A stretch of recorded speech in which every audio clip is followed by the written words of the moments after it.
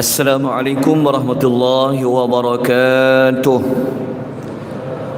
Alhamdulillahi rabbil alamin, wassalatu wassalamu ala ashrafil anbiya'i wal mursalin wa ala alihi wa sahbihi ajma'in. Allahumma salli wa sallim ala sayyidina Muhammad wa ala alihi wa sahbihi wa man tabi'ahum bi ihsanin ila yaumiddin, amma ba'd. Muslimin dan muslimat rahimani wa rahimakumullah, insya-Allah pagi ini kita akan memulakan pengajian surah baru, iaitu surah Al-Jumu'ah. Pagi ini adalah merupakan siri pengenalan. Seperti biasa kita akan mengikuti latar belakang bagi surah Al-Jumu'ah.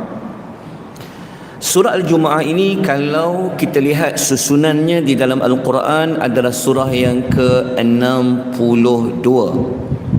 Surah yang ke-62, yang mana surah Al-Jumu'ah sebelumnya kita akan jumpa surah As-Saff, iaitu surah yang ke-61, dan selepas surah Al-Jumu'ah terletaknya surah Al-Munafiqun.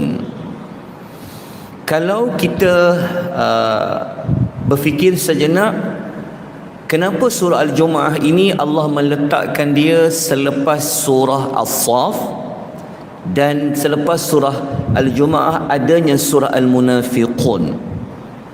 Para ulama menyebutkan di antara munasabahnya bahawasanya dalam surah As-Saff Allah mengajak kepada orang beriman supaya bersatu hati, bersatu teguh, bercerai roboh. Surah As-Saff mengajak kepada duduk dalam satu barisan. Sebagai seorang Islam sepatutnya kita bersatu padu. Itulah maklumat yang ada dalam surah As-Saff. Selepas surah As-Saff kita jumpa surah Al-Jumu'ah. Apa perkaitannya antara cara nak bawa manusia kepada bersatu? Maka Allah wajibkan semua orang bagi lelaki untuk hadir salat berjamaah, iaitu pada hari Jumaat. Kita nampak kesatuan orang Islam, semua akan hadir menunaikan salat Jumaat. Kadang-kadang sampai tak cukup ruang masjid. Itu menunjukkan adanya kesatuan. Tetapi selepas surah Jumu'ah ada Al-Munafiqun. Al-Munafiqun ini adalah manusia yang tak suka bersatu. Mereka inilah sebenarnya musuh dalam selimut, api dalam sekam, yang menyebabkan orang Islam, dia Islam tetapi dia ada sifat nifaq yang menyebabkan kita dah bersatu hati pada salat Jumaat itu akhirnya tak dapat bersatu. Itulah di antara munasabah susunan surah Al-Jumu'ah. Kata para ulama, surah Al-Jumu'ah dia turun pada surah yang ke-110 dalam kitab Ma'alimus Suwar. Maknanya surah ke-110. Maknanya dari dekat surah-surah terakhir Allah turunkan surah Al-Jumu'ah. Surah Al-Jumu'ah sudah pasti dia adalah surah Madaniyah, surah yang turun selepas hijrah. Ayat tak banyak, ada 11. InsyaAllah dalam minggu ni juga saya akan bagi nota pada tuan-tuan dan perempuan. Okay. Kemudian juzuk dia ada 20, juzuk yang ke-28. Kalau surah Al-Jin juzuk 29, saya bawa patah juzuk satu ke belakang, iaitu juzuk yang ke-28. Muka surat senang je, ada dua saja. Kalau nak cari dalam Quran, muka surat 553 sehingga 554. Okey, kenapa surah itu dipilih dengan nama Al-Jumu'ah? Kalau ikut apa yang diperkatakan oleh Dr. Munirah Muhammad Nasir, dia kata surah Jumaat itu sebab apa dinamakan Jumaat? Kerana dalam surah itu ada ayat yang menyebut tentang kalimah Al-Jumu'ah. Sebab itu kalau nak tahu bagaimana surah itu dinamakan, kebanyakan nama surah itu ada ayat di dalam tu yang menyebut tentang nama tu. Kerana ada perkataan al-Jum'ah. Nanti kita akan tengok ayat yang keberapa. Kalau kita rujuk dalam satu lagi kitab, Syekh Adil menyebutkan kenapa surah itu dinamakan Suratul Jum'ah, kerana surah ini merupakan satu-satunya surah yang menyebut tentang solat Jumaat. Tak ada penyebutan solat Jumaat pada surah yang lain. Okay, kita tengok ayat dia nombor 9. Kita bacakan ayat dia sekejap. Lepas tu kita tengok perkataan Jumaat. A'udzubillahi minasyaitonirrajim. يا أيها الذين آمنوا إذا نودي للصلاة من يوم الجمعة فاسعوا إلى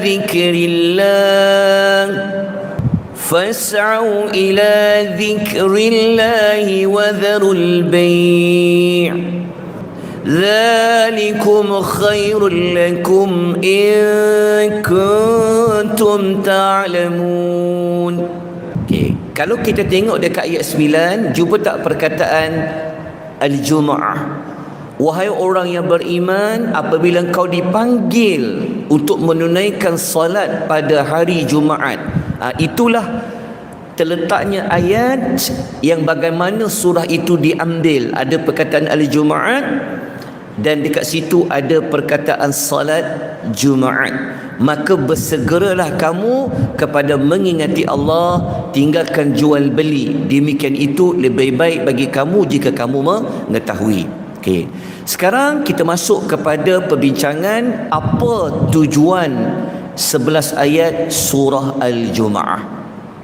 Kita dah tahu justifikasi nama surah. Sekarang kita bincang apa maqsad ataupun tujuan bagi surah Al-Jumu'ah. Kata Dr. Ali Hassan menyebutkan, tujuan surah Al-Jumu'ah ini Allah Ta'ala nak menjelaskan kepada orang beriman betapa mulianya Nabi sallallahu alaihi wasallam yang telah menyeru kepada berpegang teguh dengan hidayahnya dan tidak mengabaikan. Maksudnya surah Jumu'ah ni nanti kita akan jumpa 11 ayat. Kesimpulan dia, Allah Ta'ala nak menyebutkan kepada kita salah satu kurniaan Allah yang besar yang Allah bagi kepada manusia, iaitu Allah mengutuskan seorang Nabi. Apa kaitan dengan hari Jumaat dengan kemuliaan Nabi SAW?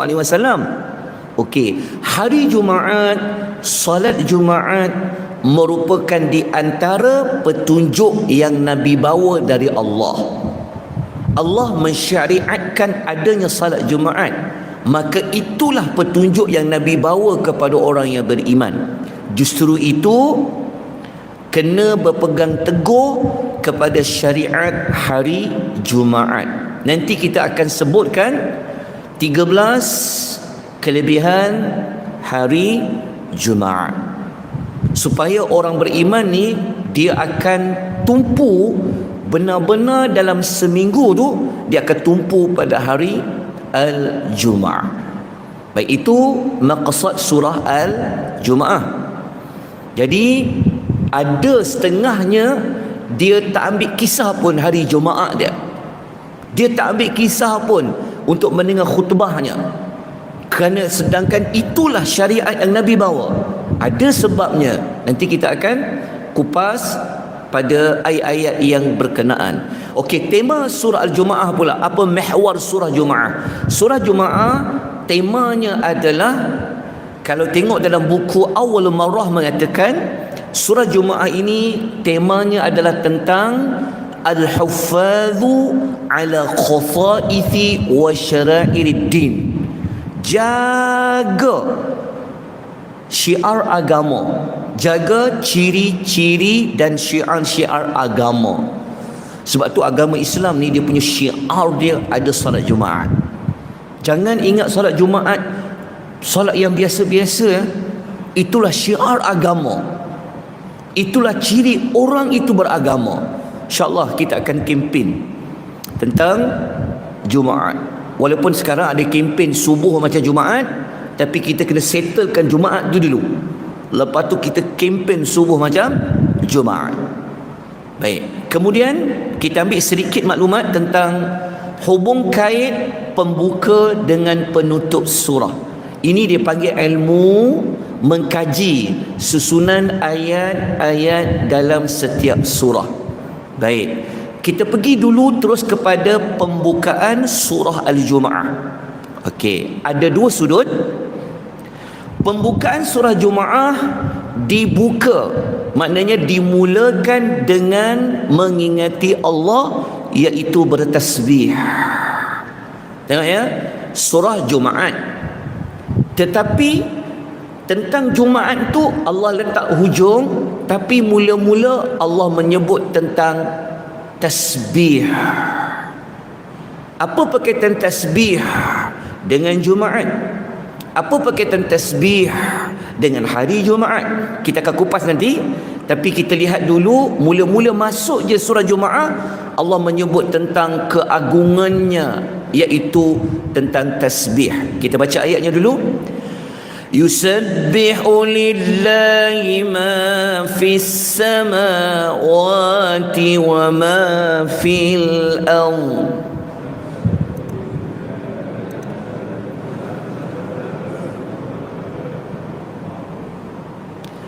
الملك القدوس العزيز الحكيم.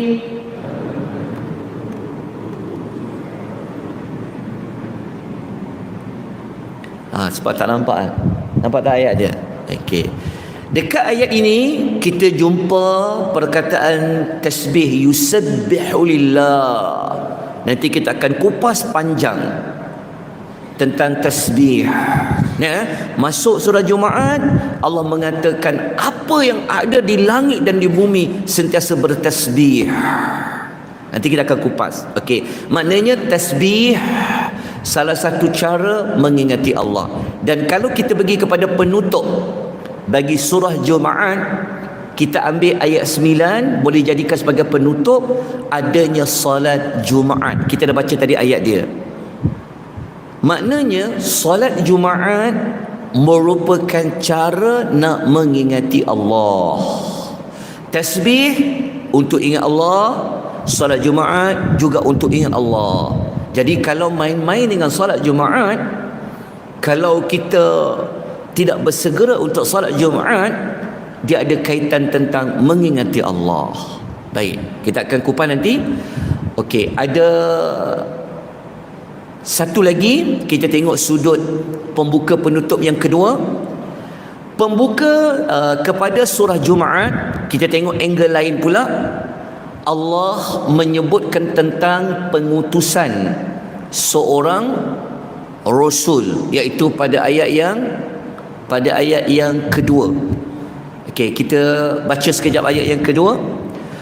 Huwallazi ba'atha fil ummiyina rasulan minhum yaslu alaihim ayatihi ويزكيهم ويعلمهم الكتاب والحكمة وإن كانوا من قبل لفي ضلال مبين.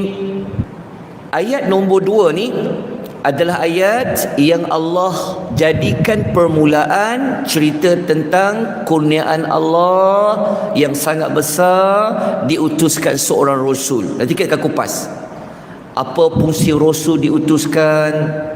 Okey, nanti kita akan kupas. Okey, kemudian penutup bagi surah Al-Jumaat, Allah tutup juga dengan cerita tentang kurniaan Allah kepada umat manusia. Dibuka tentang kurniaan Allah, iaitu Rasul.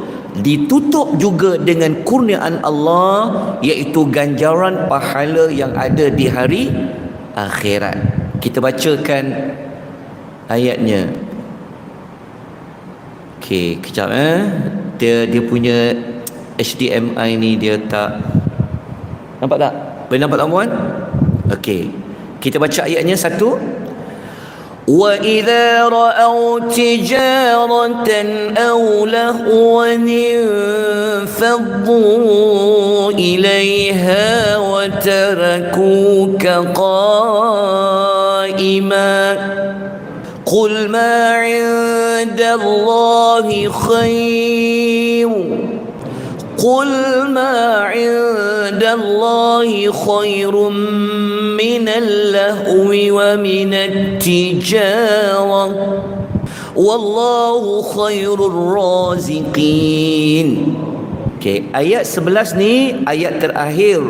Jadi kalau kita tengok dekat ayat tu, Allah kata qul ma indallahi khair, apa yang ada di sisi Allah itu lebih baik daripada dunia. Jadi kesimpulan dia kita dapat belajar apa? Pembuka surah Jumaat mengingatkan tentang Allah, zikir kepada Allah, tasbih. Tutupnya juga tentang apa? Solat Jumaat itu adalah tanda ingat Allah, zikrillah. Surah Al-Jumu'ah dibuka tentang kurniaan Allah yang besar, diutuskan Rasul, ditutup dengan kurniaan Allah yang sangat besar. Jadi persoalannya, adakah kita benar-benar mencari kurniaan Allah yang besar pada hari Jumaat itu? Ini yang kita akan bincangkan. Okey, kita masuk sedikit lagi tuan-puan, insya-Allah. Dah nak habis dah. Dah 20 minit dah kan?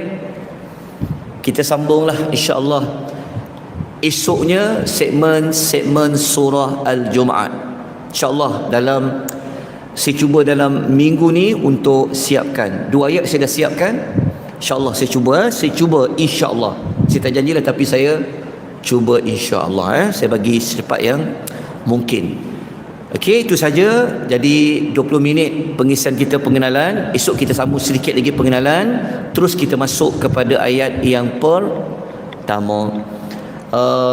Pengumuman untuk perempuan, nota surah Al-Jin telah pun siap.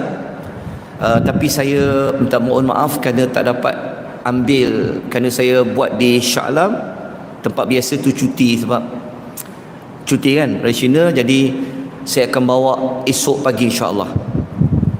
Ya. Okey. Kalau ada siapa-siapa yang nak menjadi penyumbang, maklumkan saya. Saya akan bagi tahu harganya berapa insya-Allah. Kalau tak ada penyumbang, kena bayarlah. Insya-Allah. Baik. Aqulu qouli hadza wa astaghfirullahal azim wa billahi taufiq. Wassalamualaikum warahmatullahi wabarakatuh.